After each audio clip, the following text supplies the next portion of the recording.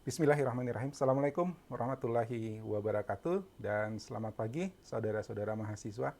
Eh, ya, setelah menunggu lebih lama dari biasanya, eh, akhirnya kelas ini bisa kita mulai juga.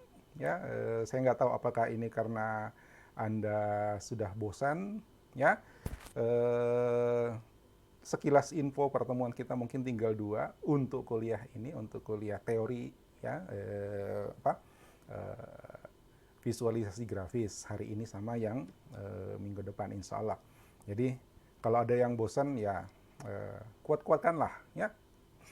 Ya, saya sih bosannya bosan di rumah. Oke. Alhamdulillah kita ketemu lagi hari ini walaupun masih dengan kondisi yang sama, ya. Tanda-tanda wabah belum mereda, bahkan Sulawesi Selatan khususnya pada umumnya masih tetap zona merah dan belum ada angkanya masih tetap meningkat, itu mengkhawatirkan. Eh, dari yayasan juga sudah mengumumkan kalau mahasiswa belum boleh masuk kampus sampai September. Tapi kemudian ada apa tadi, peraturan ya dari Kementerian Pendidikan bahwa sampai September untuk zona merah belum bisa beraktivitas dengan kumpul-kumpul. Jadi tadi sempat ada diskusi sambil nunggu, tadi sempat ada diskusi bagaimana perkuliahan semester baru, ya. Mungkin akan ada pertemuan yang akan membahas itu. Jadi sampai September kita masih harus di rumah, ya. Ya, oke, dikuat-kuatkan lah, ya. Eh, Mungkin rutinitas ini juga sedikit membuat Anda jenuh, tapi ya ini yang bisa kita lakukan, ya. Mungkin agak berbeda dengan kelas praktikum yang hari Kamis, di situ ada aktivitas, walaupun memang apalagi lebih repot, tapi kan ritmenya berbeda, ya.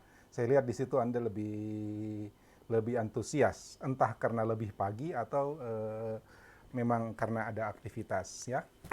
Oke, kelas ini mungkin akan berlangsung dua minggu ke depan. Jadi hari ini sama minggu depan itu materi terakhir. Setelah itu kita bisa split kelas praktikum supaya bisa lebih cepat selesai karena kita menunda kelas praktikum itu cukup lama. Jadi kita harus kejar ketinggalannya. Ya, itu planningnya. Nanti saya umumkan di hari Kamis. Oke, hari ini kita akan membahas tentang data science, ya. Data science, apa sih data science itu? Sebentar. Tapi sebelum kita masuk ke data science, kita bahas dulu. Saya punya dua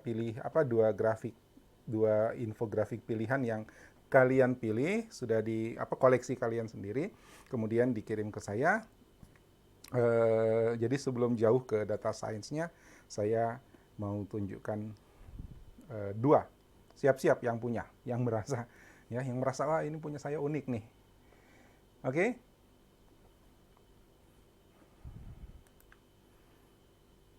Ya.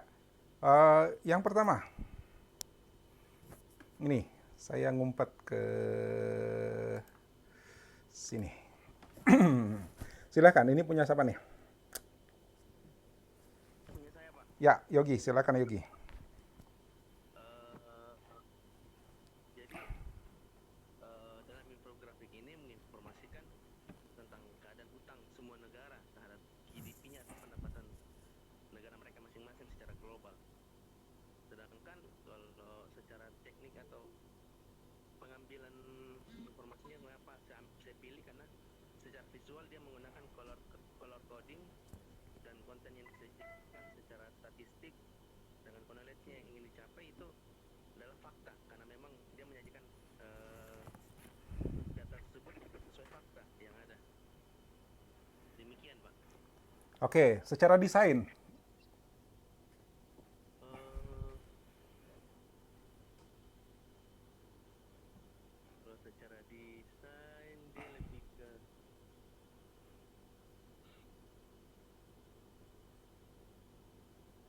kurang tahu, Pak, kalau secara Hei, desain, Pak. loh, kok kurang tahu? Kan teori desainnya udah ada nih. Ayo, Saya mau nanya di chat ya. Ini oh tunggu, ada tamu.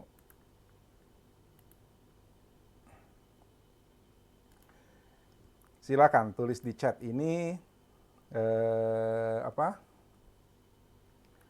Skema warnanya apa nih? Oke, Calvina, warna dan bentuk. Warnanya apa, Calvina? Warnanya bagaimana nih secara teori desain?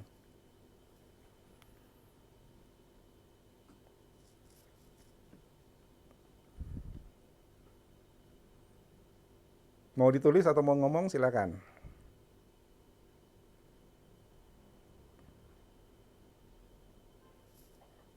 Halo.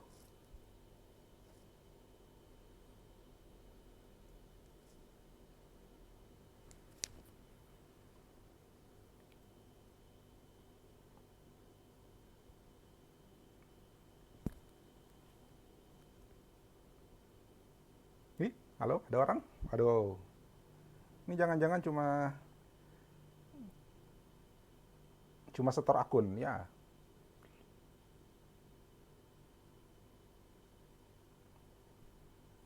Yuk, warna dan bentuk. Secara warna. Ini menurut Anda apa nih?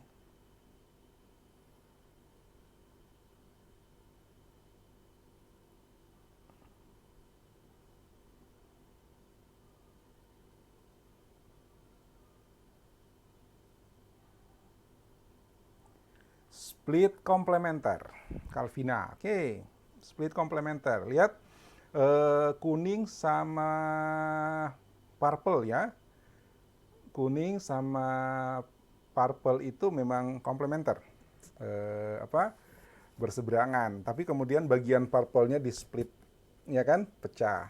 Ya, jadi dua. Sehingga kita melihat selain kuning ada ungu, ada apa? Magenta, ya.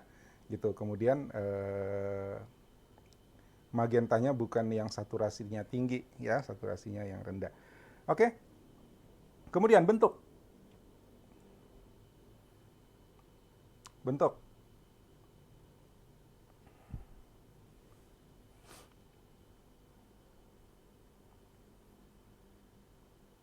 Halo? Bentuknya gimana? Yogi, ingat ya, itu teori-teori itu kan kita sudah pernah bahas, Yogi.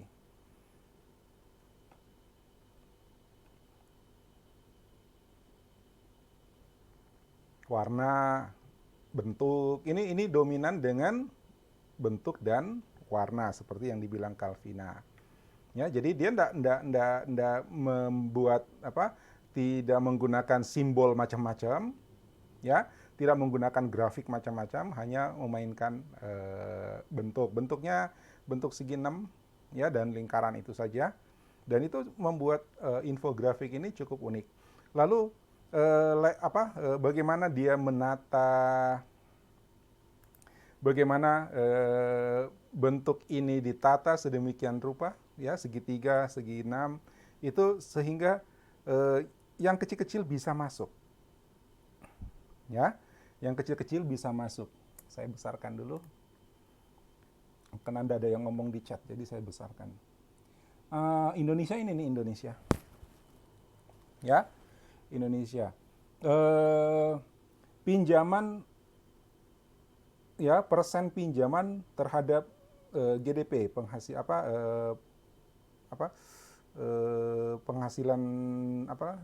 GDP itu per kapita, ya, penghasilan per kapita. Ya, yang kuning itu mencapai 200%, Jepang. Ya, yang purple, ungu itu dia 50%. Kemudian United States itu pinjaman luar negerinya 125%, sekitar 125% terhadap GDP-nya. Indonesia, ya, insya Allah aman lah, ya, terhadap GDP kita masih sangat rendah.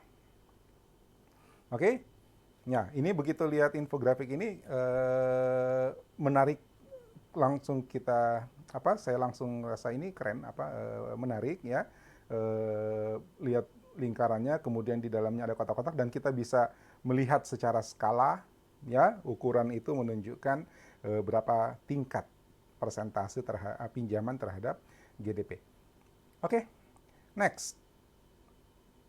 Yogi perhatikan ya, nggak boleh ada alasan nggak tahu, ya. Harus buka lagi teorinya, ya.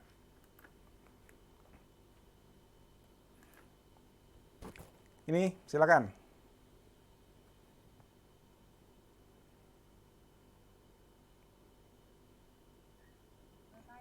Ya, Beatrice, silakan Beatrice.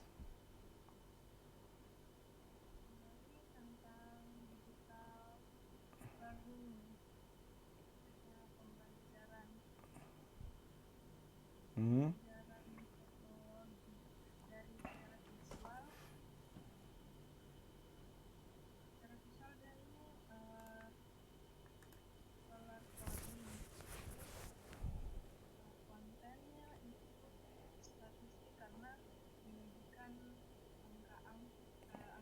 Oke, oke, olahan data ya, oke.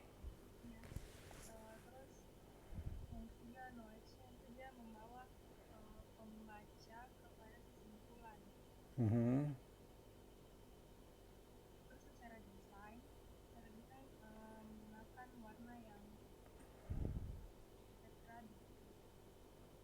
Oke, terus,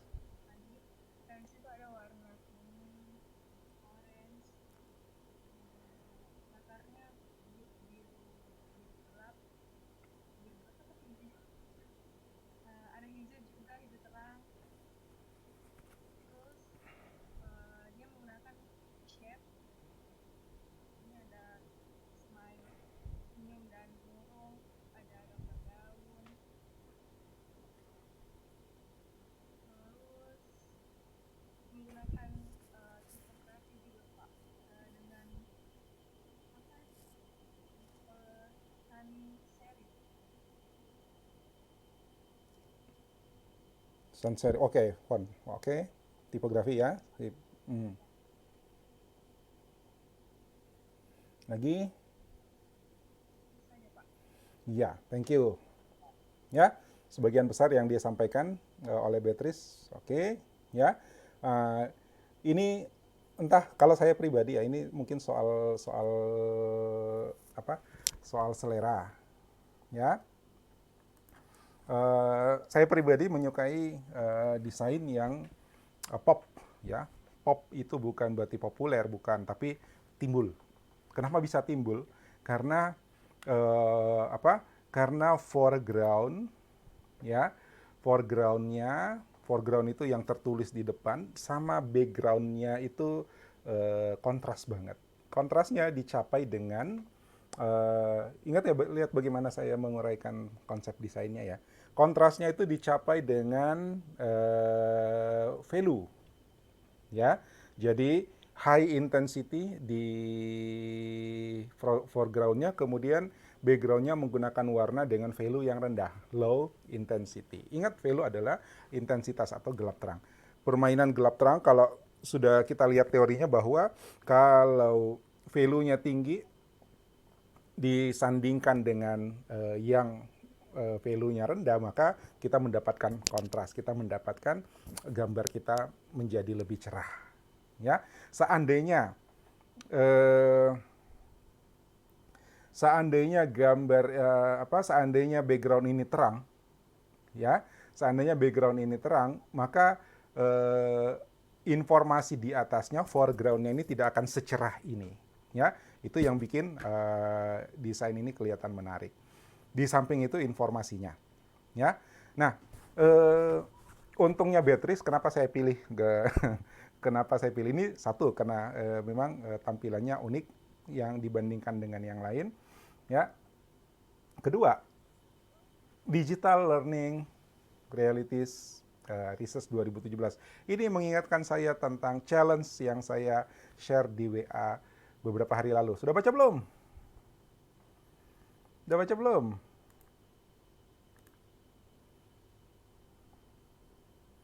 Sudahkah Anda membaca challenge saya di WA? Sudah, sudah.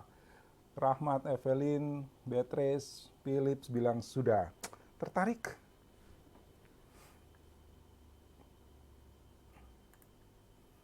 Tertarik tapi nggak berani, Pak. Waduh. Di kelas saya yang sebelah itu sudah 4 mahasiswa yang mendaftar. Ya. Dan 1 sudah jalan. Ya, ini adalah peningkatan digital learning karena memang trennya digital learning itu akan meningkat. Ya, besok-besok orang mau belajar itu tidak perlu kuliah, tidak perlu sekolah, ya, belajar online, kemudian nanti dapat sertifikasi dan sertifikatnya diakui. Nah, challenge saya yang saya share di grup kemarin itu adalah dari lembaga pembelajaran online yang diakui, ya. Materi-materi course-nya itu dari universitas-universitas perguruan tinggi ternama. Jadi kalau Anda bisa melulusi 1 course di situ kemudian bersertifikat, itu sertifikatnya akan mendapatkan pengakuan, ya, diakui gitu. Karena dia dari yang menyelenggarakan itu materinya itu dari perguruan tinggi yang punya reputasi baik, reputasi apalagi itu perguruan tinggi di luar negeri. Saya belum ketemu course dari perguruan tinggi di Indonesia. Jadi silakan dipikirkan, kalau berani kirimlah email ke saya. Oke? Nah, sekarang kita lanjut data science. Ya, apa sih data science itu? So, saya ingin tahu, apakah Anda kenal data science? Silahkan ke menti.com.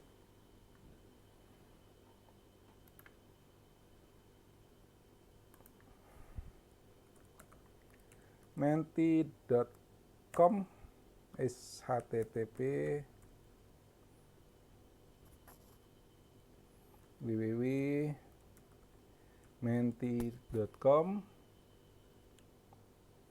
Terus kalau diminta kodenya adalah 585191. Ya, tinggal diklik yang ada di chat, saya sudah share di situ.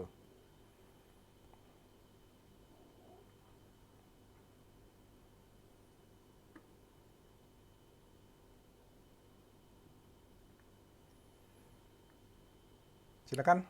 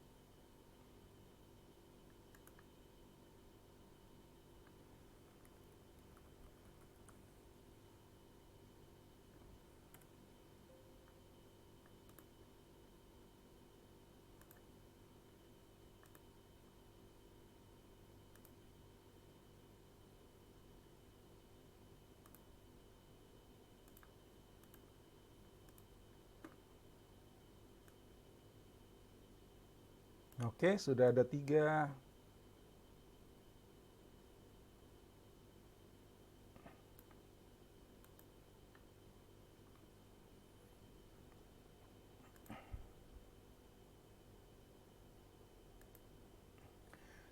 Ilmu yang mempelajari mengenai, menggali, dan menganalisis data. Oke. Ilmu pengetahuan yang khusus mempelajari tentang karakteristik suatu data.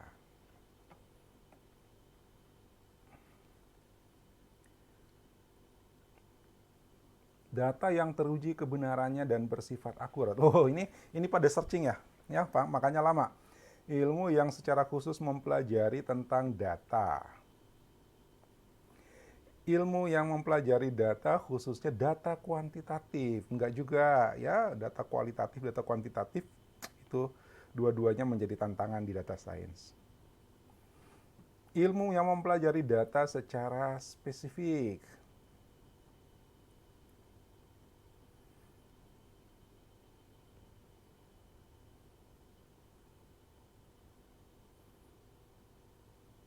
Oke.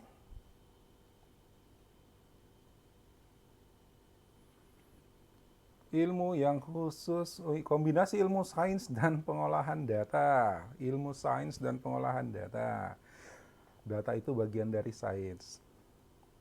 Ilmu pengetahuan tentang alam dan, apa tadi? Ilmu pengetahuan tentang alam dan fauna. Wah, ini salah searching ini.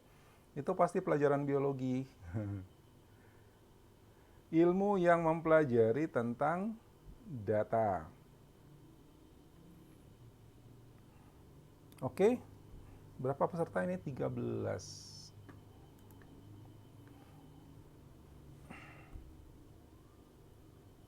Pesertanya 15. Ya, pesertanya 15. Berarti masih... Oh, udah, semua sudah menjawab.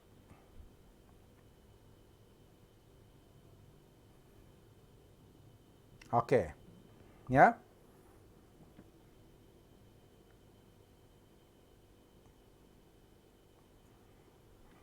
Ya. Pendapat Anda beragam, ya. Ada yang searching, ada yang coba menyusun kata-katanya. Oke, enggak apa-apa, ya. Anggap ini sebagai awal kalau memang belum. Tapi saya pengen tahu lagi, apakah Anda sudah mengenal data science atau belum? Tunggu. Tapi saya ngumpet dulu ya, karena ada yang mau saya koreksi sedikit.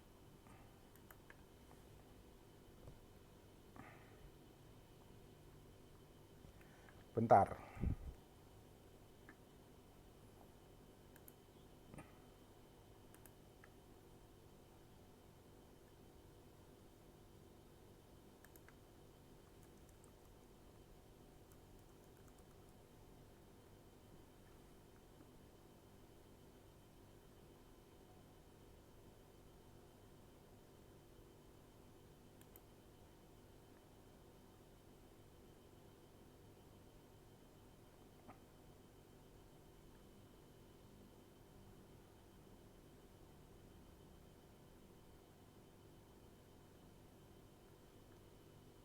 Oke.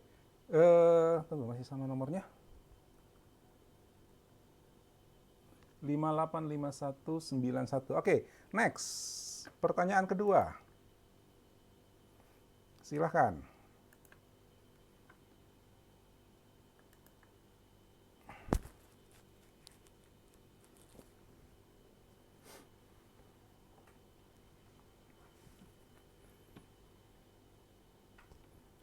Masih salah ya saya? Anda lihat pertanyaan kedua?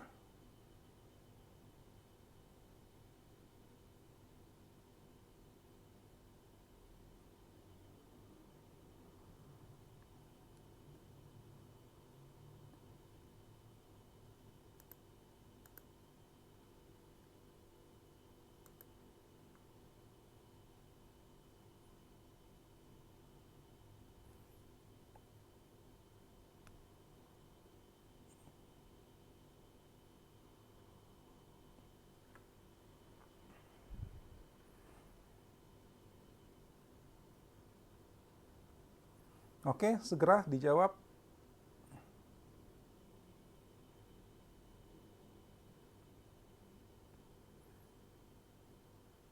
Oh, cuma 13 yang sempat jawab. Kita lihat hasilnya.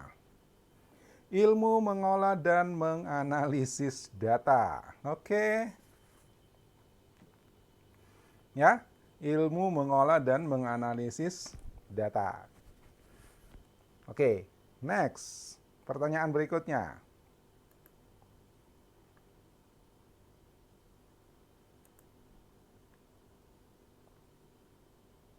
Cepat ya, cepat ya.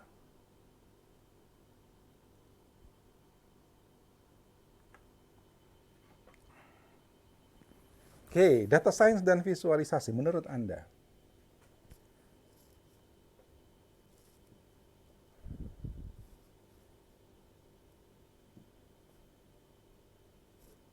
Oh, rupanya hanya 13 nih yang ikut nih. Ya, visualisasi adalah data science. Benar.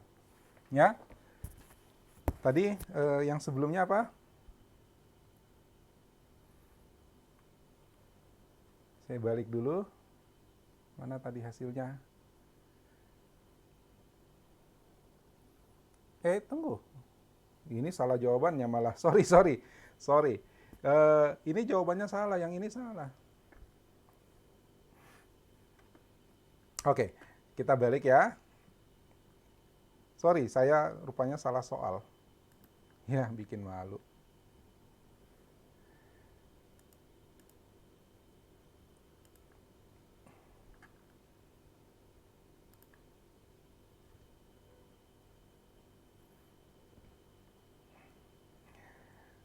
Oke, kita kembali ke sini. Ya, data science. Tadi pertanyaan pertama itu salah.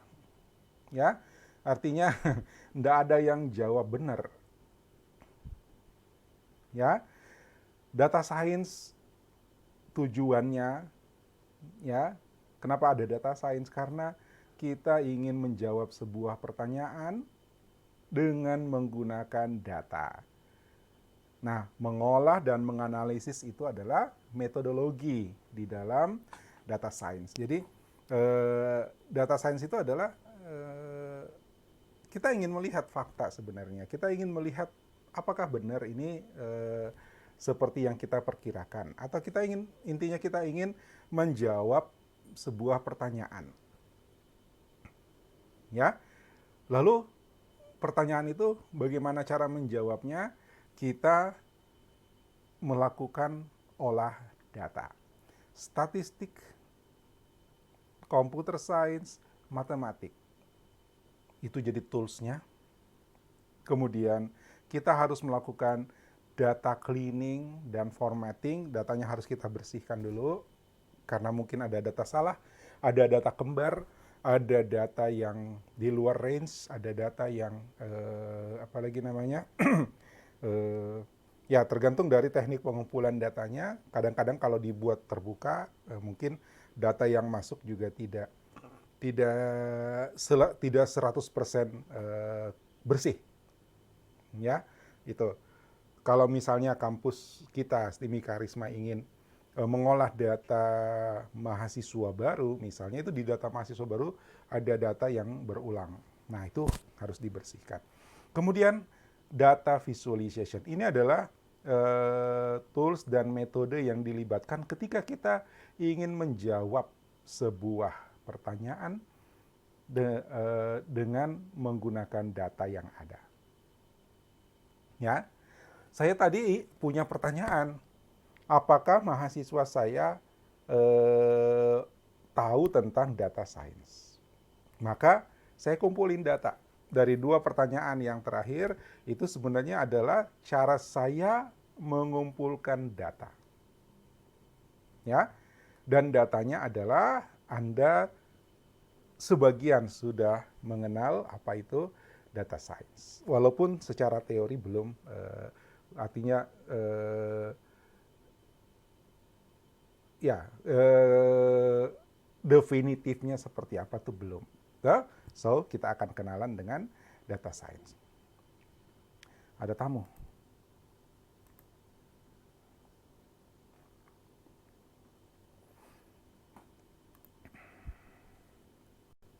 Oke?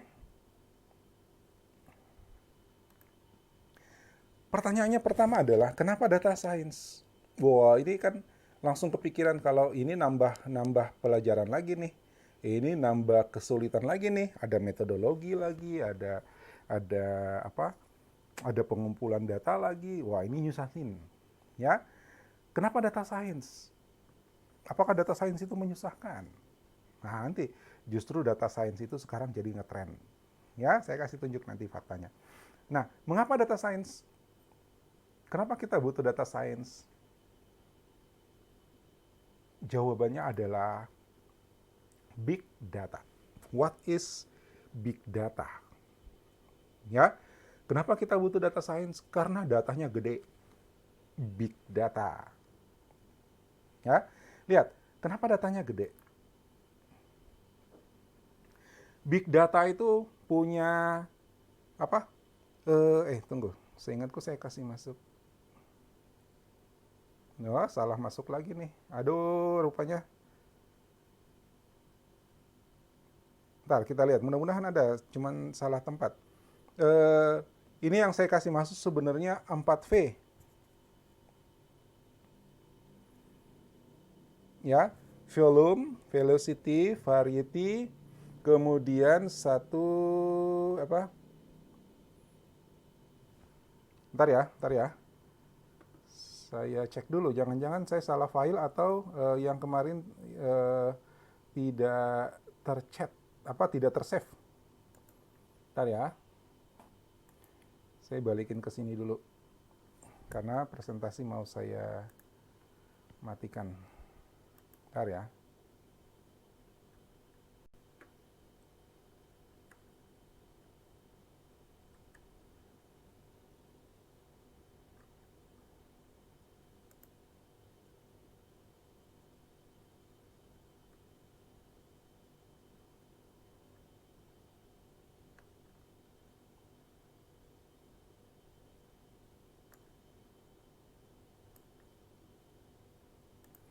Oh ya udah, ada.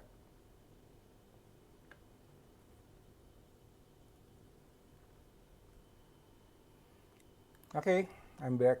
Ya, yang ini 3, volume, velocity, variety. Kita lihat dulu, ini yang simple.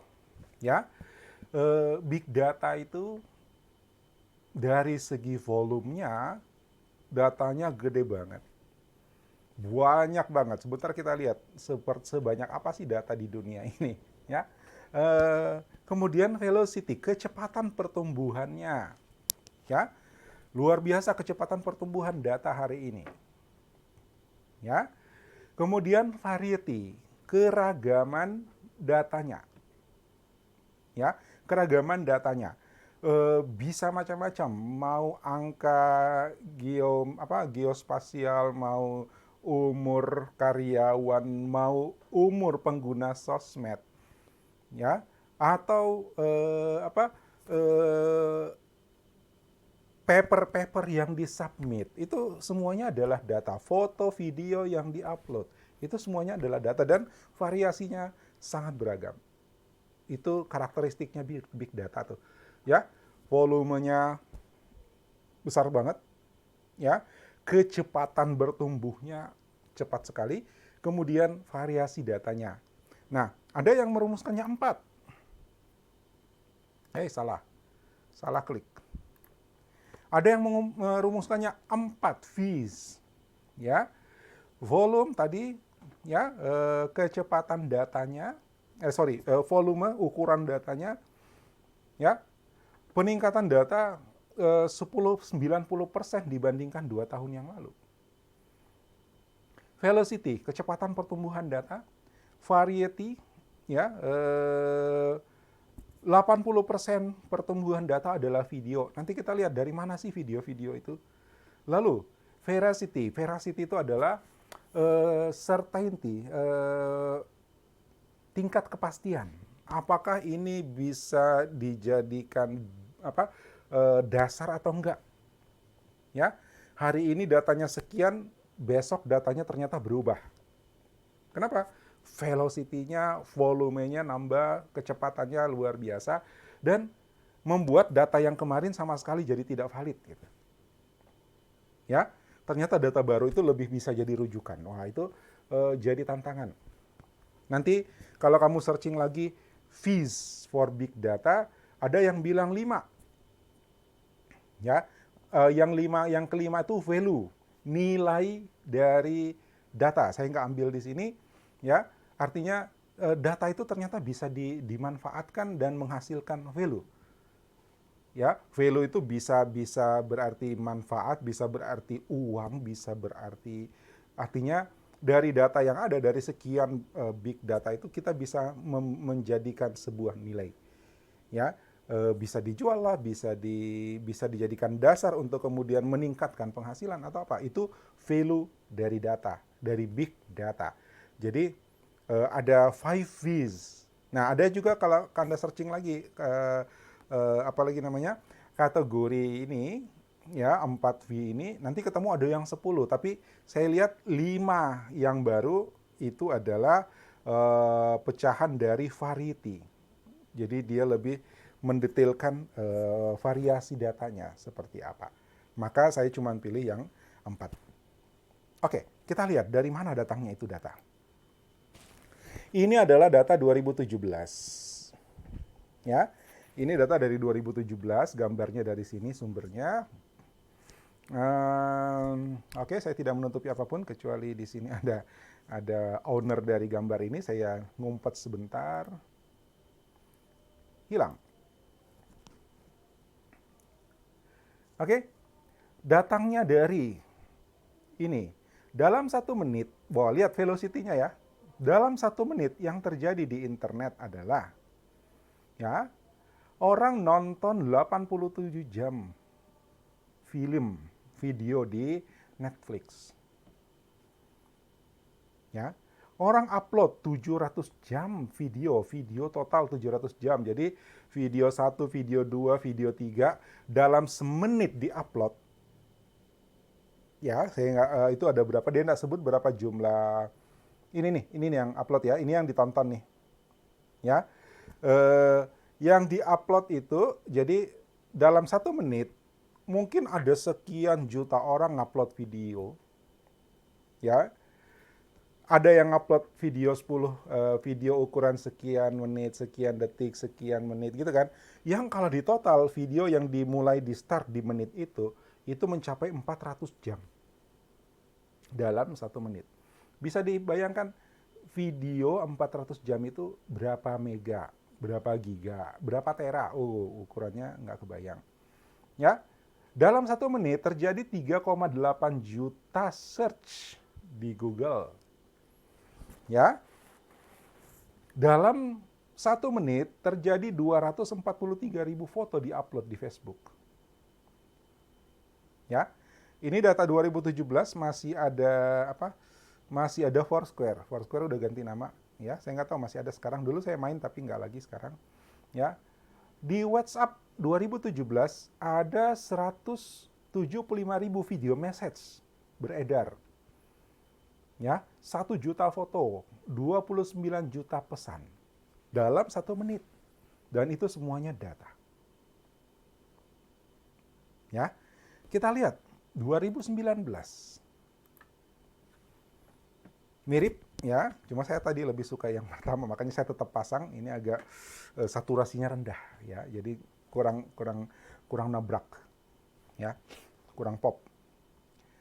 Di Google ada 4 juta search dalam 1 menit ya, every minutes ya. Kenapa?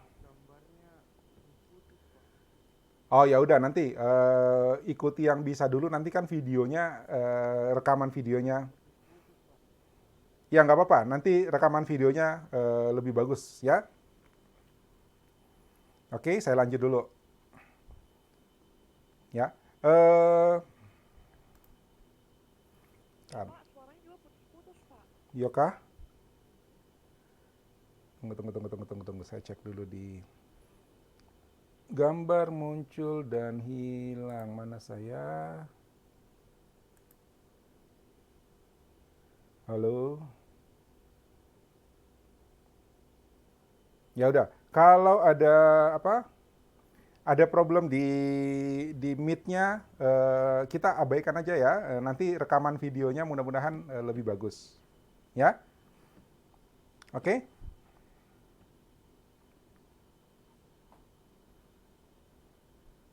Ya, kedap-kedip memang. Koneksi saya mungkin agak bermasalah. Ya, kita lanjut aja. Nanti rekaman videonya dari yang lalu-lalu, dari minggu-minggu lalu ternyata lebih bagus. Jadi kalau dia ada masalah mungkin hanya sebentar. Kalau nanti koneksi saya udah stabil lagi, mungkin Anda dapat normal lagi, walaupun tidak setajam rekaman video asli nanti, ya. Oke, saya lanjut ya. Nah, ini gambaran pertumbuhan data semenit. Ya, sehingga ada yang disebut dengan explosion of data. Ya, ledakan data. Di era di mana komputer itu belum ada zamannya PC, ya, orang masih pakai mainframe. Mainframe itu komputer besar yang dipakai oleh perusahaan-perusahaan tertentu saja, ya. Usernya pakai terminal-terminal, dan di situ entry data. Umumnya datanya hanya transaksional, ya, itu. Dan ukurannya masih di bawah ukuran terabyte. Kalau dijumlahin sedunia, itu masih dalam skala gigabyte waktu itu. Nah, ketika personal komputer itu mulai banyak digunakan, ya, ketika personal komputer itu mulai banyak digunakan, maka muncullah file-file milik personal. Ya, file-file dokumen, file-file foto, file-file buku, karya ilmiah dan sebagainya. Dan di internet era, orang sudah bisa berinteraksi sosial, ya, orang sudah bisa berinteraksi sosial. Maka data sebagai dampak dari social interaction, di sana ada foto, ada video, ada message, itu juga meningkat. Ya. Nah, di era ini, virtual era istilahnya, saya ngumpet dulu, ya. Virtual era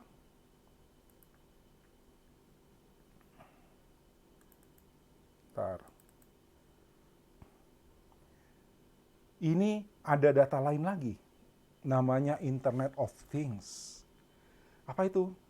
Anda bergerak pakai smartphone, ya, data lokasimu tercatat.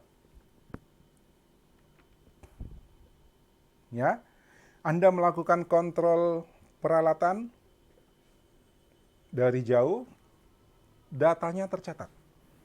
Pabrik-pabrik besar melakukan quality control dari jauh karena Internet of Things, ya, datanya tercatat, dan itu mendorong pertumbuhan. Dan lihat skalanya, kalau sekarang mungkin komputermu harddisknya 1 terabyte, ya, komputermu mungkin harddisknya 1 terabyte, tapi data di seluruh dunia itu sudah pada skala di atas zettabyte. Zettabyte itu ini naik 1000 nih. 1 petabyte itu berarti 1024 terabyte. Exabyte ini berarti zettabyte itu berarti 1000 megabyte. 1000 terabyte. Tunggu. 1 miliar terabyte gitu. Ukuran data sekarang. Inilah badai data nih. Ya, explosion of data. Oke, fakta lain apa? Data yang meningkat itu pada umumnya bersifat unstructured. Ini nih, 1 exabyte, ini exabyte, ya. 1 exabyte itu 1 billion gigabyte, 1 miliar gigabytes. Nah, data yang meningkat itu bersifat unstructured. Yang structure bagaimana, yang unstructured bagaimana. Yang structure itu, misalnya data mahasiswa. Ada NIM, ada nama, ada nomor telepon, ada email, ada program studi, ada IPK, ada, iya kan? Nah, itu terstruktur tuh. Jelas, kalau disusun dia kolom-kolomnya jelas, field-nya jelas. Ya. Kalau mau dikuantitatifkan gampang, ya, bisa diganti jadi numerik gitu, ya, bisa dinumerikkan, atau data-data transaksional, ya, beli barang A harganya sekian, jumlahnya sekian, jumlah harganya sekian, itu adalah data structured, data yang terstruktur. Ketika disimpan, itu datanya rapi. Di query, dihitung, itu gampang. Tapi bengkaknya data sekarang, ledakan data sekarang, itu kebanyakannya berbentuk unstructured data. Yang bagaimana unstructured data? Teks, dokumen, artikel, ya, foto, video, ya, itu nggak bisa di query, nggak bisa disusun. Ya, bagaimana kita menilai sebuah gambar, mengambil data dari sebuah gambar. Gambar itu unstructured. Ya, datanya juga cuma bit per pixel, tiap pixel ada bitnya, ada byte-nya gitu kan. Tapi yang tidak ada maknanya kalau tidak disusun dia sebagai gambar utuh. Ya, itu unstructured data.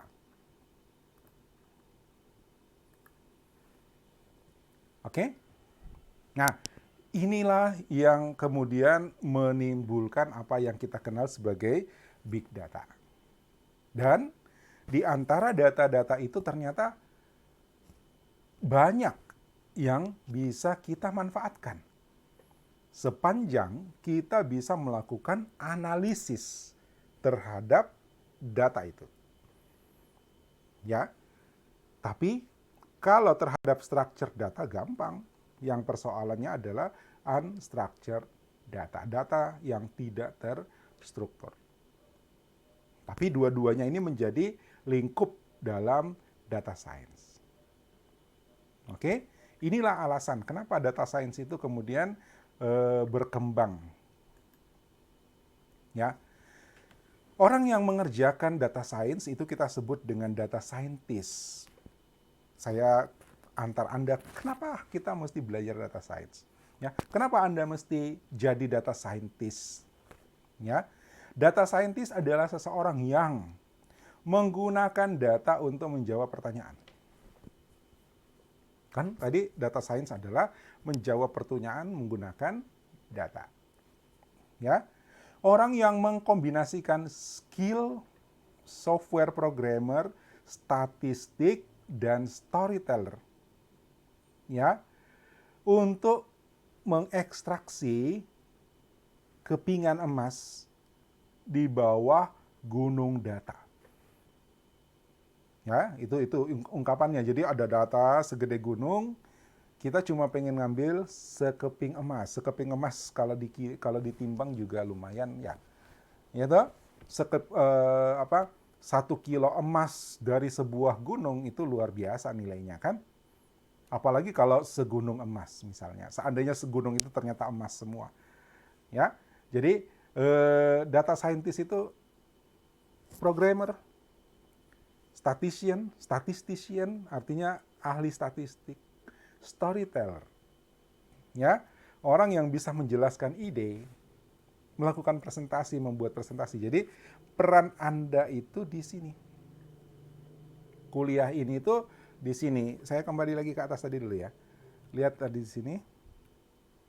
Ini. Ya. Pertanyaan ketiga saya tadi adalah data science adalah visualisasi data atau visualisasi data adalah data science. Ya, visualisasi data adalah data science. Jadi visualisasi bagian dari data science.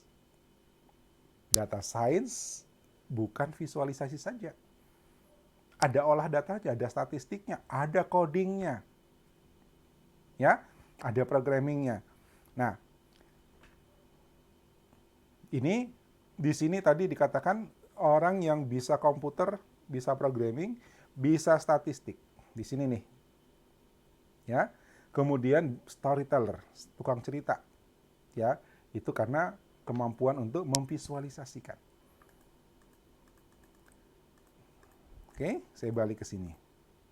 Ini, ya, orang yang mengkombinasikan skill software programmer, statistician, dan storyteller. Kenapa data science itu jadi populer?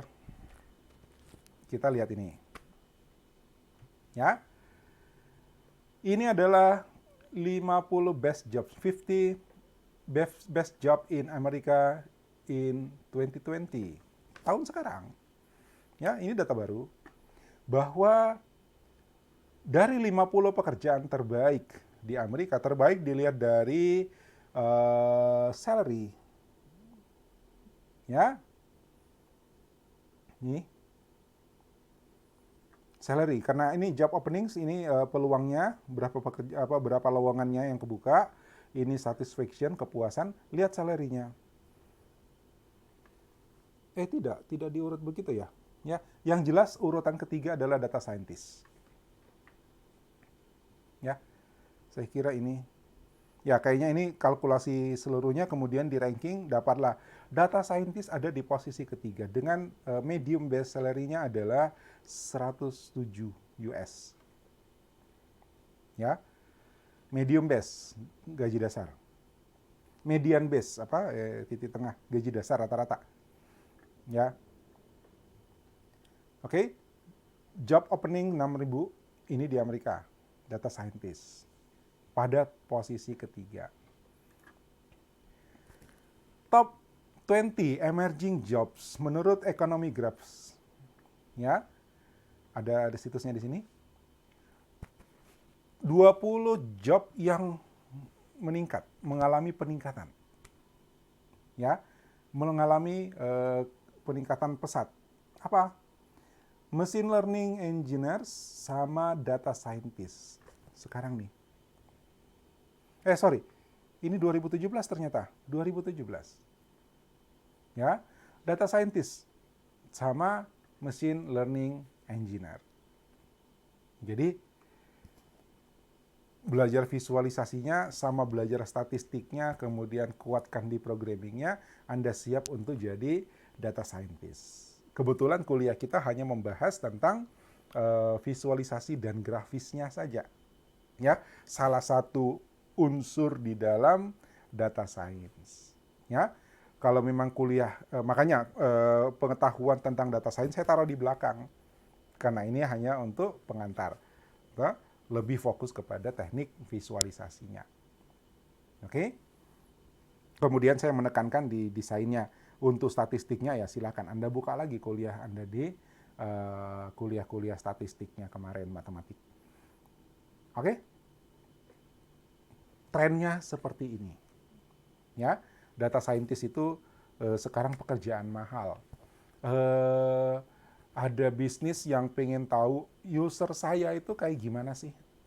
Apakah produk baru saya ini nanti bisa diterima user? Nah, di situ dia butuh data science. Ya, karena ada pertanyaan yang harus dijawab berdasarkan data. Nggak bisa prediksi tanpa ada data. Ini yang harus dimiliki oleh seorang data science. Sumbernya dari sini. Ya. Pertama, hacking skills. Di sini hacking skills ini adalah istilah dia saja, tapi sebenarnya yang dibutuhkan di sini adalah programming. Ya.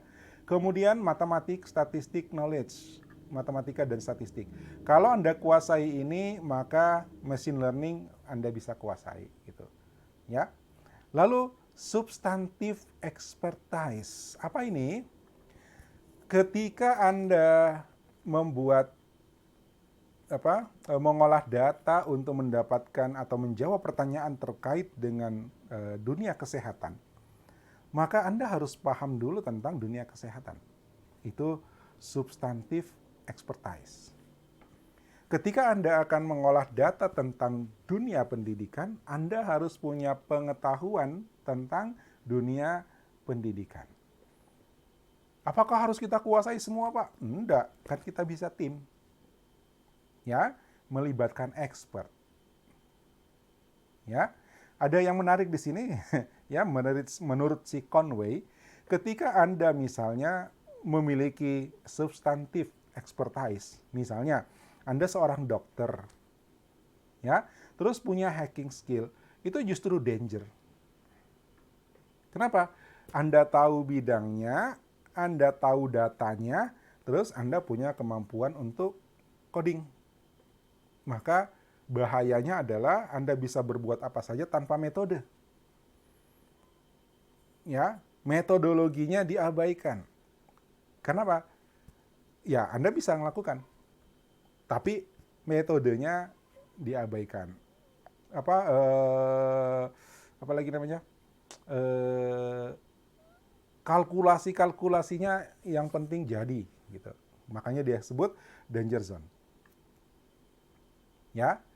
Kalau cuma punya substantif expertise, dokter dengan kemampuan statistik dan matematik, berarti itu adalah traditional research, penelitian biasa. Ya, penelitian biasa sama dengan dilakukan oleh dosen-dosen atau pakar-pakar gitu ya. Belum ke data science. Nanti kalau ada hacking skills-nya, bisa develop, bisa coding, bisa membuat metode itu bisa dipindahkan ke komputasi, ya, maka Anda bisa melakukan data science. Jadi 3 aspek ini menjadi penting ketika kita mengolah data untuk mendapatkan sebuah jawaban dengan metodologi data science. Ya. Nah, bagaimana proses dalam data science?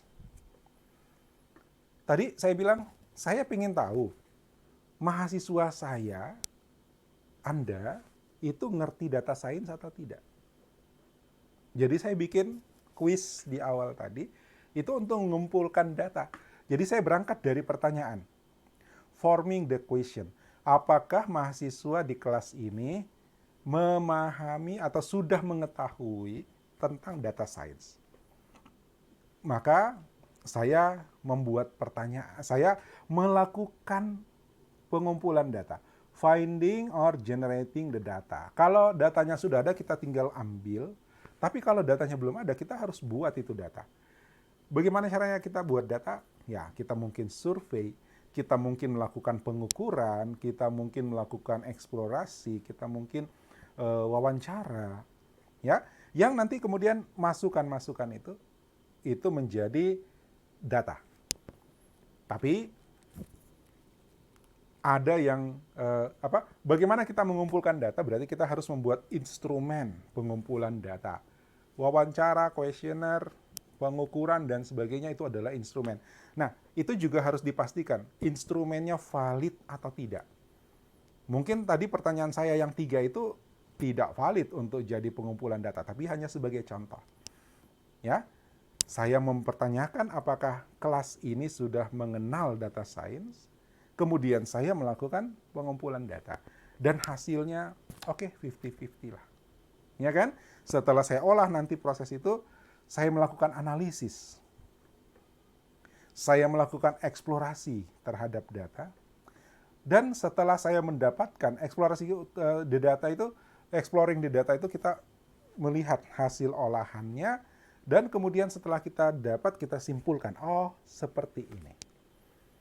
Dan kita komunikasikan kepada pihak lain. Pihak lain di sini, ntar ada tamu.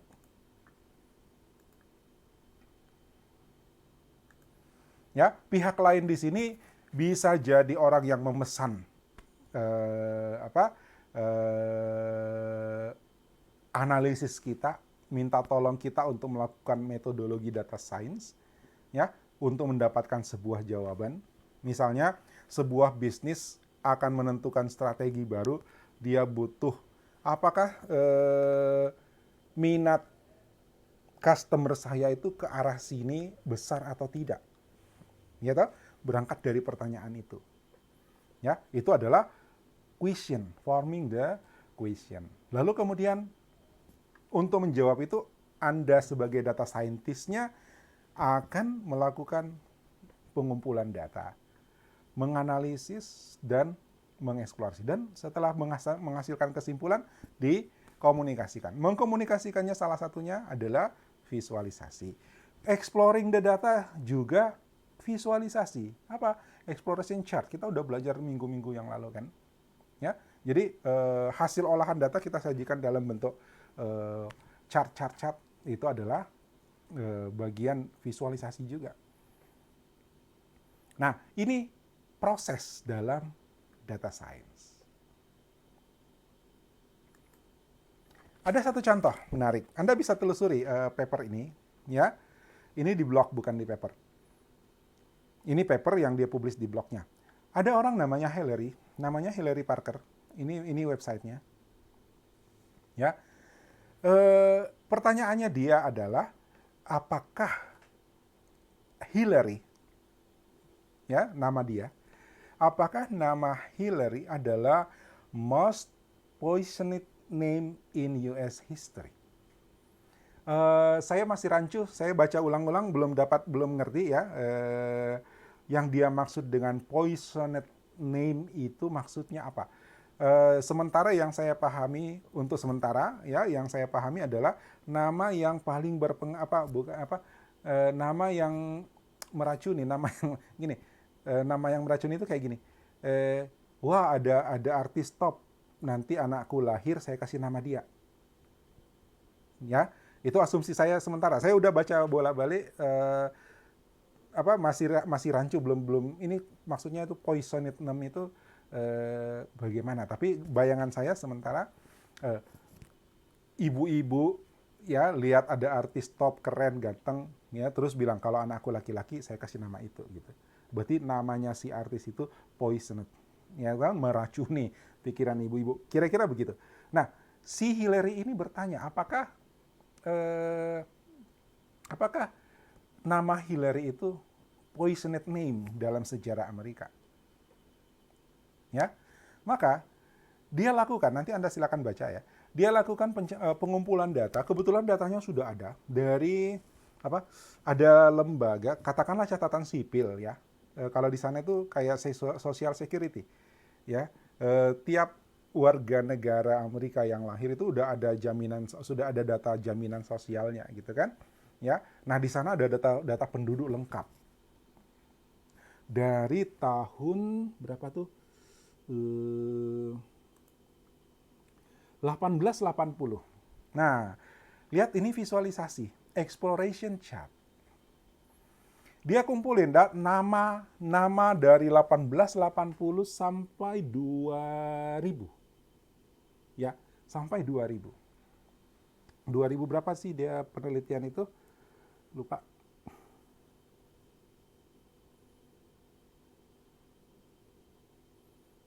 Oh, enggak. Nanti silakan Anda baca. Dia kumpulin data itu, dia lakukan analisa, ternyata ya, nama ini adalah berapa banyak, chart ini menunjukkan berapa banyak pengguna nama Hillary pada tahun itu. Ya, berapa banyak nama bayi yang lahir, ya, berapa banyak nama bayi yang lahir pada tahun itu yang bernama ini. Ya, kalau dilihat itu ada macam, oh ini kecil banget. Ada nama Hillary di sini. Ternyata nama Hillary itu poisoned. Ya, beracun. Dari 1960-an meningkat di sini di 1970-an sampai 1990-an. Ini dia ekstrak, yang grafiknya yang hijau, yang merah, ini adalah namanya meningkat kemudian langsung hilang. Ya, namanya banyak dipakai kemudian langsung hilang. Ya, kalau di mahasiswa kita itu, kalau saya ekstrak datanya, itu nama William paling banyak yang pakai. Ya, sudah lebih dari 30 kalau tidak salah nama William di mahasiswa Karisma dari angkatan pertama sampai hari ini. Ya. Nah, nanti saya pengen bikinkan grafik ini juga ya. Ya, berapa paling banyak tuh nama William. Ya, kira-kira seperti itu.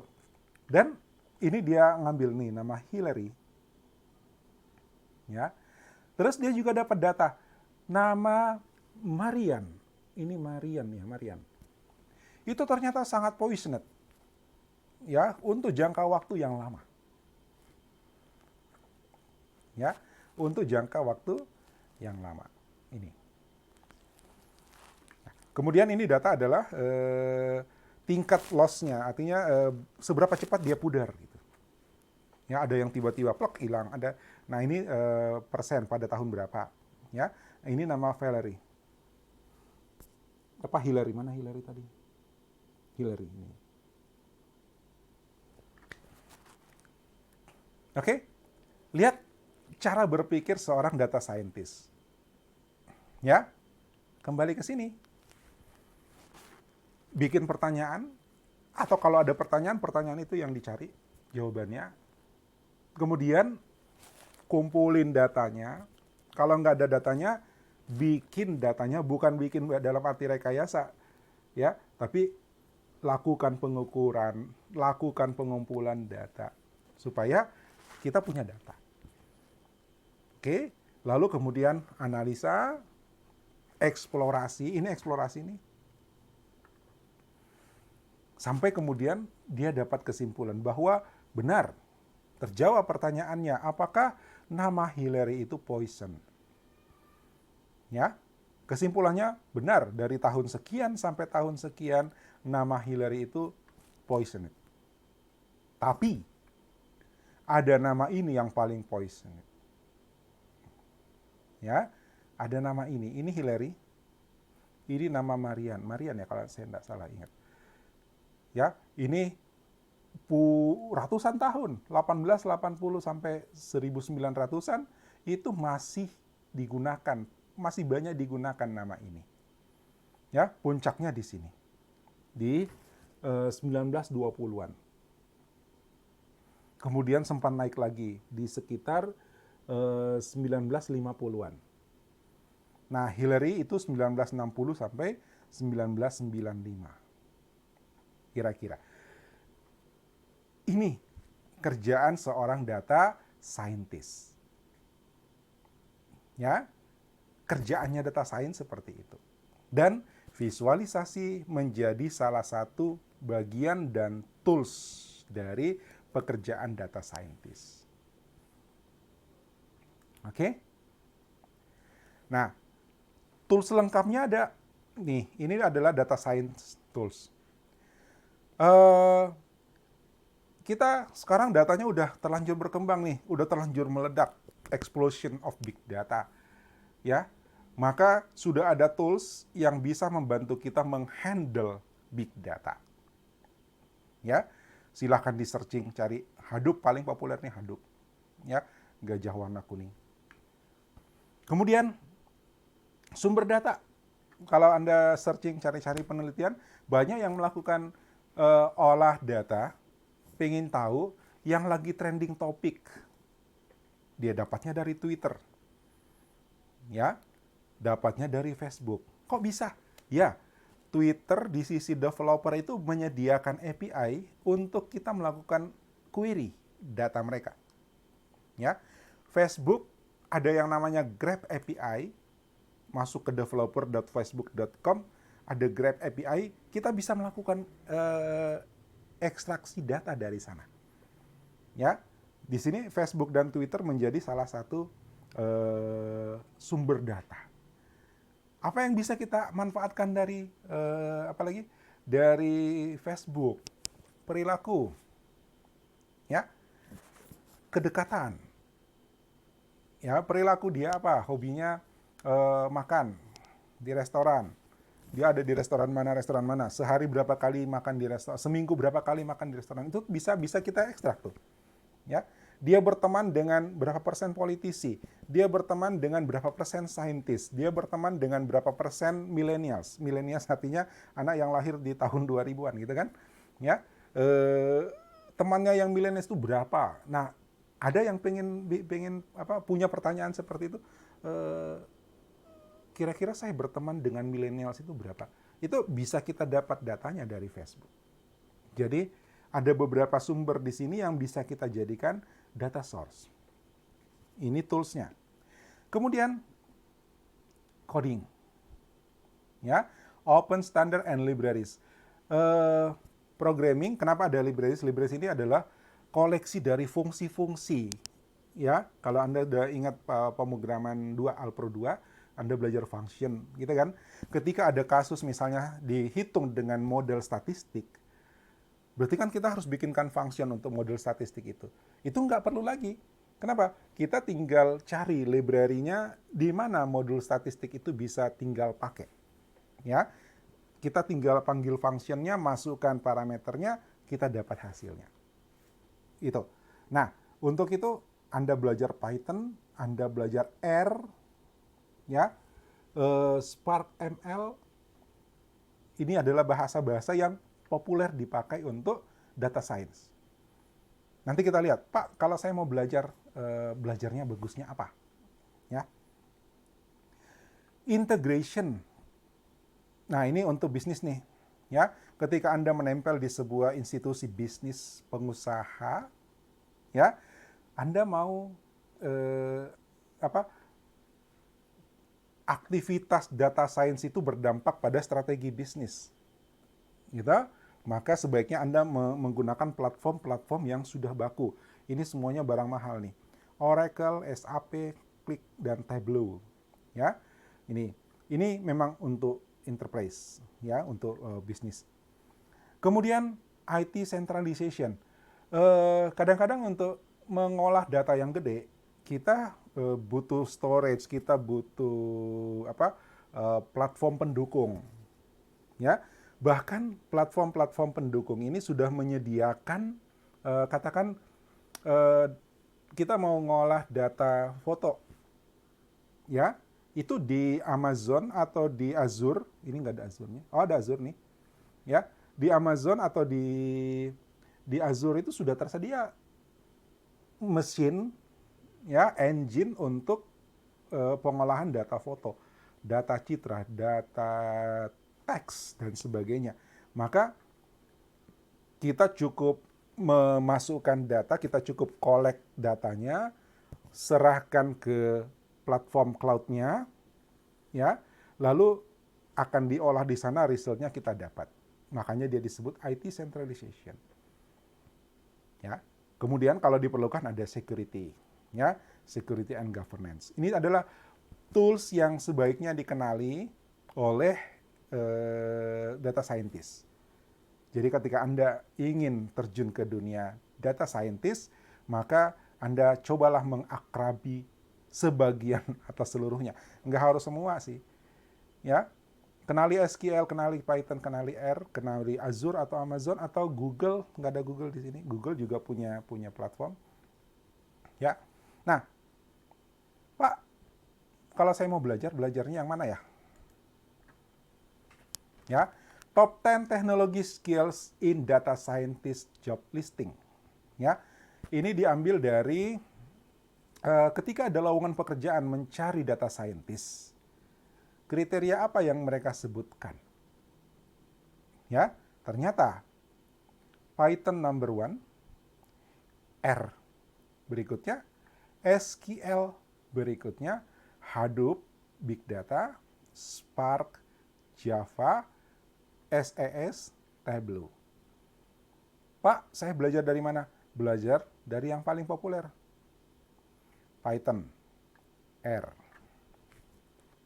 Ya, kalau Anda ikut challenge saya yang saya tawarkan kemarin, kalau udah daftar di di Coursera Stimi Karisma, itu Anda bisa belajar visualisasi data yang saya tunjukkan kemarin, ya. Itu visualisasi sama dengan konsep yang kita belajar hari ini di kelas ini. Jadi fokus kepada grafisnya, fokus kepada penyajiannya, ya.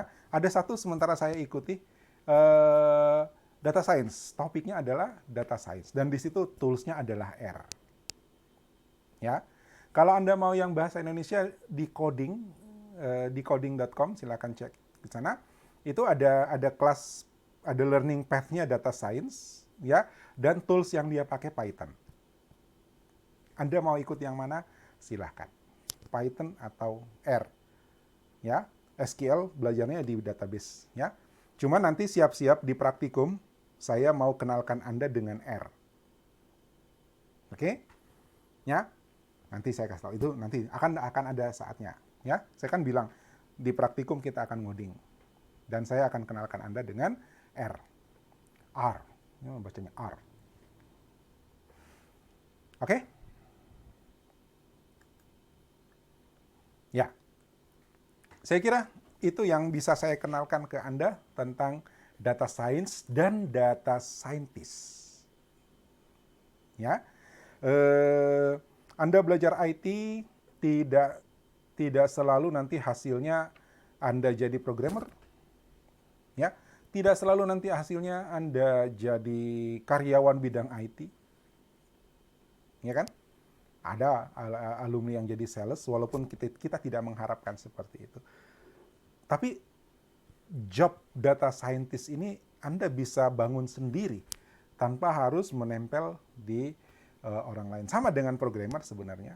Ya, Anda juga bisa membangun job Anda sendiri sebagai programmer freelance atau sebuah firma developer misalnya. Ya. Nah, data scientist itu juga satu alternatif. Ketika Anda menguasai tools data science, metodologi data science, ya, ada website yang saya share tentang visualisasi. Dia menyediakan layanan visualisasi di websitenya dia. Itu adalah seorang data scientist, walaupun dia ahlinya astronomi, ya, walaupun dia expertise-nya astronomi. Tapi dia bisa menjual jasa, menjual diri sebagai seorang data scientist. Dan orang-orang yang butuh layanannya membayar mahal untuk itu. Oke? Jadi mata kuliah materi kita hari ini adalah memperkenalkan pada Anda bagaimana data science dan menjadi data scientist. Oke? Sayangnya di kampus, di kurikulum kita belum ada khusus untuk data scientist.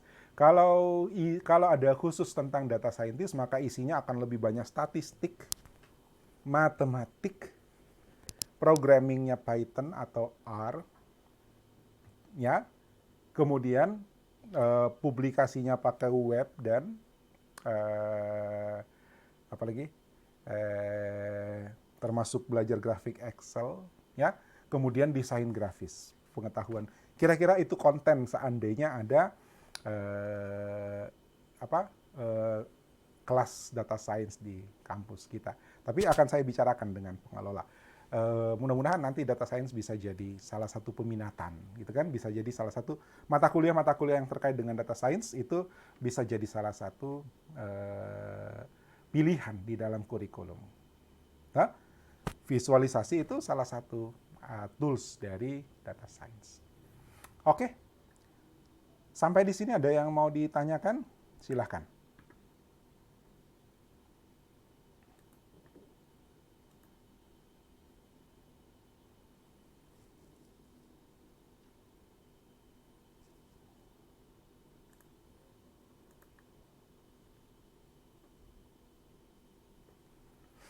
Silakan kalau ada yang mau ditanyakan. Oh ya, patah-patah ya gambarnya ya.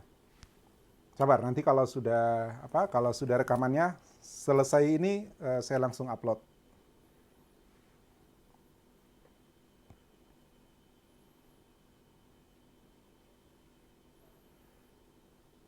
Oke, untuk koleksi Anda minggu depan, saya bebaskan Anda mau ngambil infografik, mau ambil dashboard, atau visualisasi yang lain, tapi saya pingin analisisnya, saya pingin pembahasannya di emailnya jadi lebih panjang ya. Penjelasan di emailnya lebih panjang ke konsep desainnya, lebih panjang ke konten. Ya, jadi pendekatannya ngikut seperti yang Anda buat tadi ya, seperti yang Anda sudah contoh Haryogi sama Beatrice tadi. Ya. Teorinya dari infografista. Ini grafiknya ngomong apa?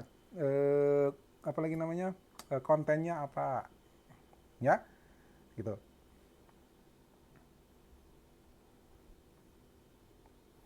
Oke?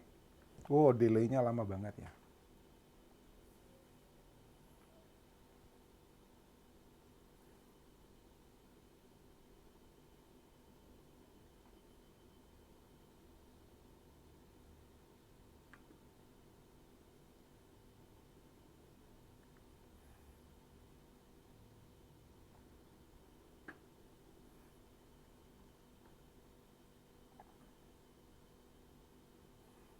Oke, kalau suara saya jelas, hanya gambarnya yang mandek, silakan kalau ada yang mau ditanyakan.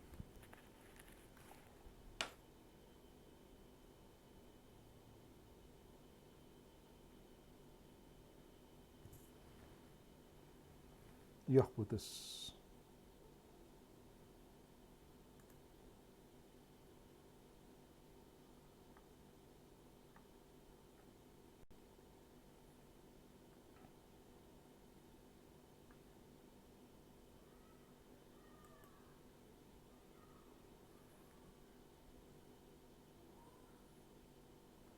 Halo, apakah saya bisa kedengaran?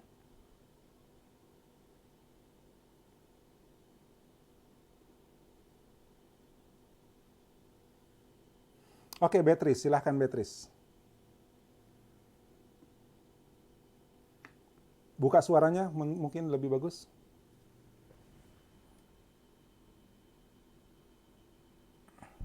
Tadi kalau tidak salah dengar Pak, tadi kita bilang yang pakai Indonesia. Oh, ya. Itu di decoding. Yang kita buat Kenapa? itu kelasnya kelas yang sama, cuma dia dalam bentuk bahasa Indonesia. Tidak, gini, itu lain. Ya, yang decoding itu lain. Jadi nggak masuk dalam challenge saya. Challenge saya khusus yang Coursera. Ya, kenapa saya challenge? Ya karena itu bahasa Inggris kan. Semuanya berbahasa Inggris. Jadi memang butuh keberanian untuk mengambil course di situ. Kebetulan kita punya akun gratis kan, bisa dimanfaatkan. Tapi kalau yang decoding ya Anda bisa daftar kapan saja, no problem. Ya. Tapi tidak masuk dalam challenge saya. Oke? Ada lagi? Jelas sebelumnya, Beatrice?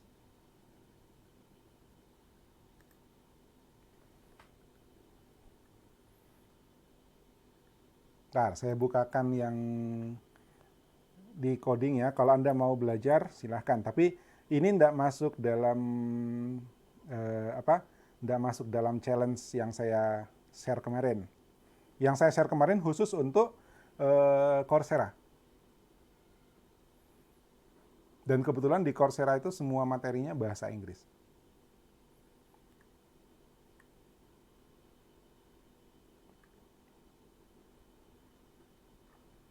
Bentar.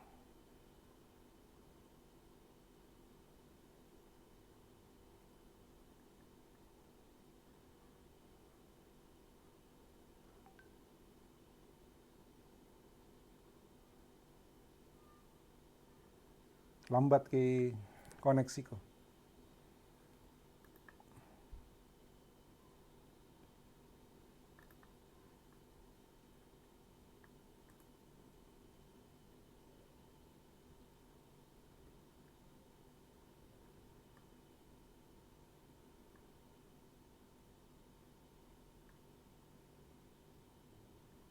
Oke, saya share ini ya. Bisa dilihat ini adalah situs decoding.com. Ya, decoding.com. Jadi kalau Anda mau belajar visualisasi dan data science, ya, itu di sini ada learning path-nya. Jadi kalau Anda masuk ke decoding, tunggu, ini lihat kelambatan nih. Di sini ada learning path. Ada learning path. Learning path itu di decoding adalah program belajar. Jadi beberapa kelas dirangkaikan mulai dari basic sampai advance-nya. Ini kita pilih learning path, nanti masuknya ke sini, Learning Path Academy. Nah, Anda mau belajar apa di sini boleh Android, Cloud, Front End Web Developer. Minggu depan, semester depan Anda belajar web kan? Nah, sebaiknya Anda siap-siap belajar di sini boleh. Ini bahasa Indonesia. Kemudian di bawah itu ada Machine Learning Developer. Ya, Machine Learning Developer. Di sini data science ada sama visualisasi. Kemudian machine learning-nya dia belajarnya pakai Python. Kalau saya klik ini, ada 4 kelas di sana.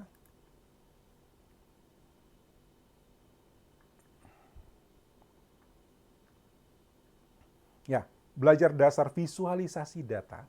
Cuman di sini tools-nya bukan Excel, tools-nya adalah Google Sheet. Ya, tools-nya Google Sheet kalau kita pakai Excel. menurut saya lebih kaya kreasinya bisa di Excel. Kasus praktikum kita minggu lalu itu saya sudah tes di Google Sheet, itu nggak bisa, nggak dapat. Kemudian pemrograman dengan Python, ya, machine learning untuk pemula. Saya sudah selesai lihat ini, tapi belum cukup waktu untuk belajar yang ini, jadi belum buka, ya. Saya belum buka ini. Ini tandanya bahwa saya sudah melulusi kelas ini. Yang ini belum. Saya butuh waktu. Ya, sementara ada yang saya pelajari di tempat lain dulu, di Coursera termasuk ada yang saya pelajari. Jadi kalau saya ambil ini nanti keteter semua, ya. Kemudian ada satu pengembangan machine learning itu belum terbuka. Nah, machine learning kita bahas minggu depan sebagai materi kita yang terakhir. Machine learning itu kalau saya kembali ke presentasi tadi, ya, kalau saya kembali ke sini.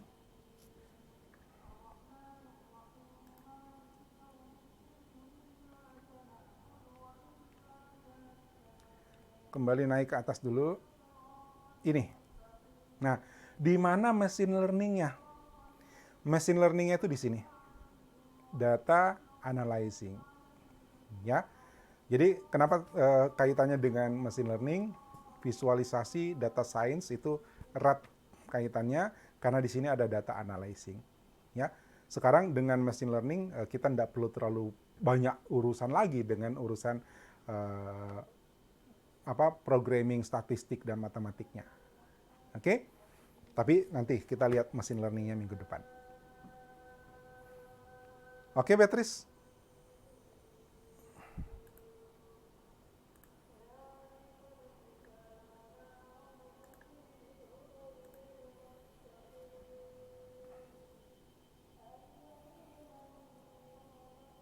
Challenge course sampai kapan?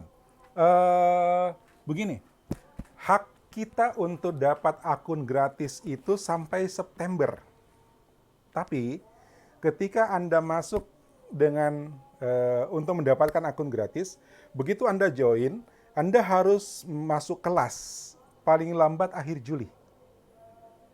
Minimal 1 kelas. Ya. Paling lambat. Ya, gambar di Meet sekarang agak ketinggalan jauh, ya, delay-nya jauh banget. Jadi nanti lihat rekaman video ini saja, saya upload secepatnya sebentar. Ya, jadi apa lagi? Kalau Anda join di Coursera Stimi Karisma, ya namanya begitu, ya itu Anda harus segera enroll kelas maksimal 1 Juli. Jadi setelah 1 Juli Anda tidak bisa lagi mendaftar kelas baru. 1 Juli, 31 Juli. Ya. Nah, itu kan masih 1 bulan lebih itu. Satu kelas, satu course di Coursera itu 4 jam per minggu rata-rata. Saya lihat waktunya, ya, tergantung dari tingkat level dari pelatihannya, course-nya. Nah, kalau 4 jam seminggu, kita mungkin bisa rapel seminggu selesai. Jadi, kita bisa belajar banyak. Ya, tapi yang saya minta untuk challenge ini, Anda belajar satu dulu, ya, yang tentang visualisasi. Oke? Setelah dan itu harus lulus semuanya. Berapa kelas yang Anda ambil itu bisa, ya. Berapa kelas yang Anda ambil itu bisa, tapi semuanya harus lulus sampai sebelum 30 September. Lewat dari 30 September, Anda loginnya sudah bayar. Jadi kalau belum lulus, ya langganan dulu, berbayar, baru kemudian ikut lagi kelasnya, lanjutin kelasnya. Oke? Kalau ikut tantangannya kemudian tidak selesai, saya belum fix ya sanksinya apa. Tapi saya harap sih selesai, karena sayang kalau akunnya dikasih tapi kemudian tidak terpakai. Tapi kalaupun mau dipakai juga enggak susah-susah amat kok. ya untuk pelajari itu.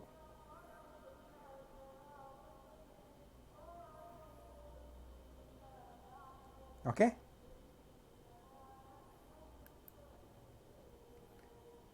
Jelas ya? Sorry, delay gambar di Meet terlalu terlalu ini loh, terlalu terlalu lama ya. Mudah-mudahan suaranya tetap lancar ya.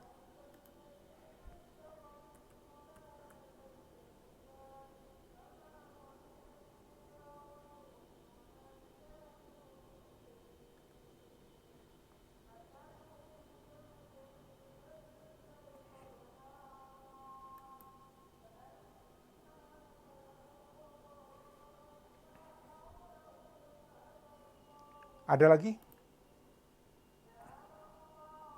Metode pembelajarannya dia sediakan apa? Video tutorial, dia sediakan video seperti perkuliahan tapi pendek-pendek. Kelas yang saya ikut itu videonya paling 7 menit sampai 15 menit. Ada yang cuma 5 menit, paling lama 15 menit.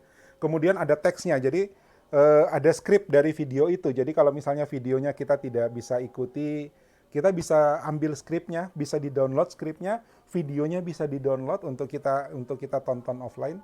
Kemudian kita bisa baca skripnya, apa yang dia baca di itu.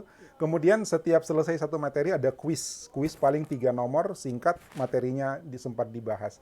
Jadi kalau kita memperhatikan kemudian jawab kuisnya itu tidak susah, ya, gitu. Nanti pindah lagi materi berikutnya gitu lagi, video, teks, kuis.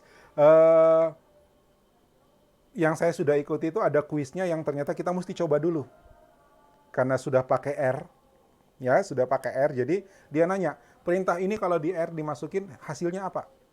Jadi saya harus buka R, saya cobain perintahnya, dan baru ketemu, oh ya jawabannya ini. Nah, seperti itu. Ya, saya belum ketemu dengan penugasan-penugasan yang lebih kompleks. Jadi, mungkin materi pertengahan-pertengahannya ke belakang yang saya sedang ikuti itu, data science ya, itu akan lebih kompleks dengan coding R gitu. Nah, itu belum ada pengalaman saya. Ya, Anda ikuti saja. Kalau saya lihat di yang materi yang saya masukkan sebagai challenge, yang visualisasi, itu ndak ada programmingnya kalau saya lihat.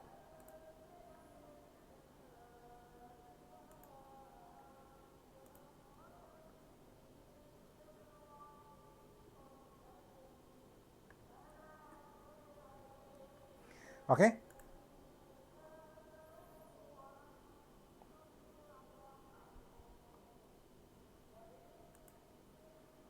Mana tadi?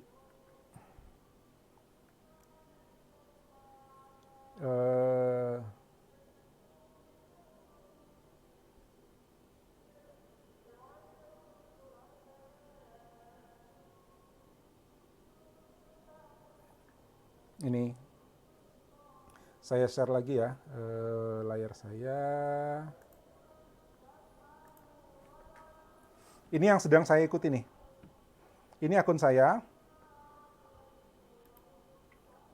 Ya, ini akun saya. Lihat Coursera Stimi Karisma, keren kan? Ya, Coursera Stimi Karisma. Kemudian ini yang sedang saya ikuti, data science dari Johns Hopkins University. Oh, ya, baru apa? Saya nggak tahu ini skalanya apa, belum tahu. 9 courses, 1 capstone. Kemudian progres saya untuk minggu ini udah sampai segini. Ya, udah jalan. Kemudian berikutnya saya sudah register ini, jadi yang saya minta ke Anda, yang saya mesti pelajari juga, saya mesti lihat juga, dan sedang saya jalankan. Ternyata ada dua orang yang sudah ngikuti ini. Oke? Lihat, dia hanya 4 minggu, tapi seminggunya hanya butuh 4-8 jam. Ya, 4-8 jam per minggu kan berarti 2 jam sehari cukup. Ya, kalau 4 jam seminggu berarti 1 jam sehari juga cukup. Nah, berarti kita bisa rapel tuh kalau kita punya 4 jam sehari untuk belajar, seminggu, materi 1 minggu selesai sehari bisa. Ya kan? Jadi nggak sulit-sulit amat. Oke, ini saya simpan buat next.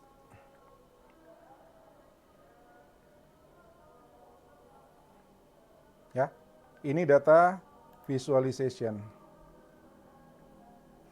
Ini yang saya minta Anda untuk ikut. Kalau ikut challenge saya, harus ikut kelas ini. Ya, dari University of Illinois. Oke, jelas?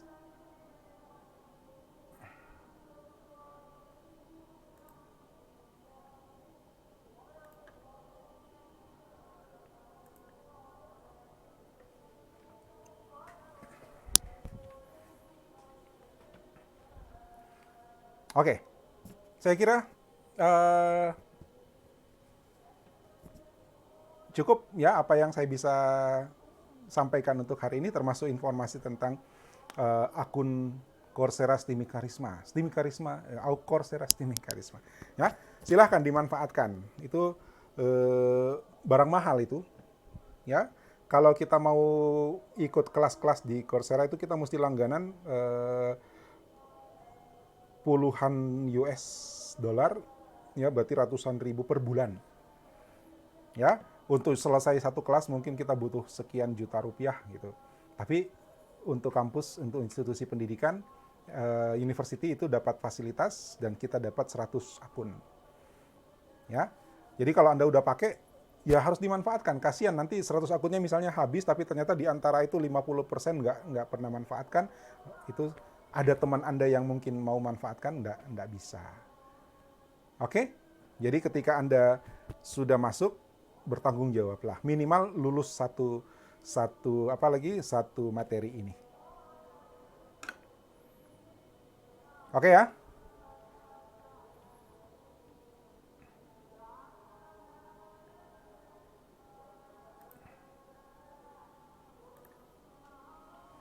Oke, kalau udah jelas semua, nanti diskusi lebih lanjut bisa kita di grup WA. Ya, saya kira itu yang bisa saya sampaikan hari ini, khususnya tentang data science dan challenge untuk jadi data scientist. Ya, itu job baru di masa depan. So, Anda persiapkan diri, programmingnya perkuat, statistiknya perkuat, visualisasinya diasah. Maka Anda insya Allah siap untuk jadi data scientist. Oke? Cukup untuk hari ini. Terima kasih untuk perhatian dan kerjasamanya. Sampai ketemu lagi hari Kamis praktikum. Ya, mudah-mudahan kita semua sehat walafiat. Ya, tetap di rumah, jangan keluar kalau tidak perlu. Kalau terpaksa keluar, jalankan protokol anti COVID. Ya, kita lawan wabahnya. Terima kasih. Assalamualaikum warahmatullahi wabarakatuh dan selamat siang.